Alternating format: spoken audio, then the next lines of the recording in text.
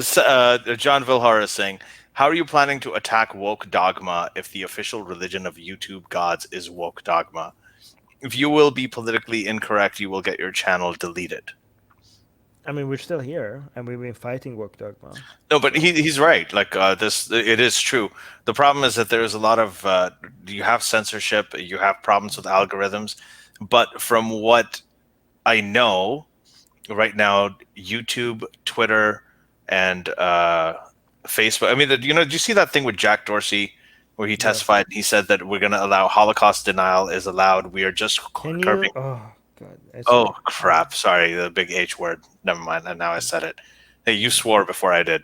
So yeah, but this is the worst. This is like the worst thing you could say, but it's you fine. can't even talk So about it. But anyway, he said that H denial is this is so ironic that we're responding to this right, question in this way.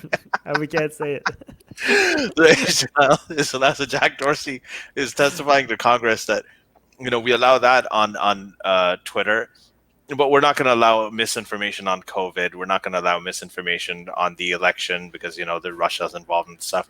And I actually agree with that. I don't think people should be able to draw cartoons. People should be able to deny the H cost, like whatever it is. Um, that's a completely different thing. People should be able to do that. The only way to fight bad ideas is with good ideas. Right. Yeah, you have to be able to do it. But I think that they're figuring it out. YouTube and Twitter and Facebook. It has really annoyed a lot of us. But to their credit, every time we've been banned or thrown down or anything like that has happened, ultimately, so far, even through a lot of annoyance, it's been infuriating at times. It's come back. Yeah, but So we haven't. But we wouldn't. Our growth. We would have been a lot bigger if these things were not in front of us. Like we that's have been. right. Yeah. So Yeah. I think it needs to work. And by the way, this woke dogma, the only way it's going to die is if you take away the oxygen from it, and the oxygen for it is the It's fact that Trump. yes, the extreme right has taken over the Yeah. mainstream I was. conservatives.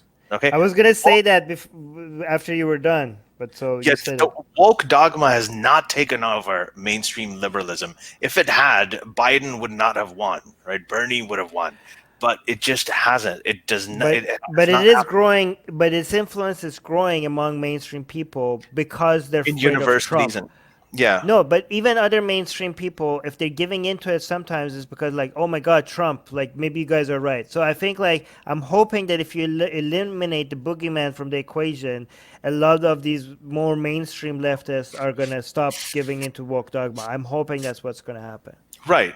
And the Yeah. thing is, if you have mainstream liberals in power and then you have the woke left, there's already a civil war between liberals anyway, right? And they're looking for a chance to take on the far left. And the only way that'll happen is if they're the only two things left. So Oof. just have to get rid of Trump.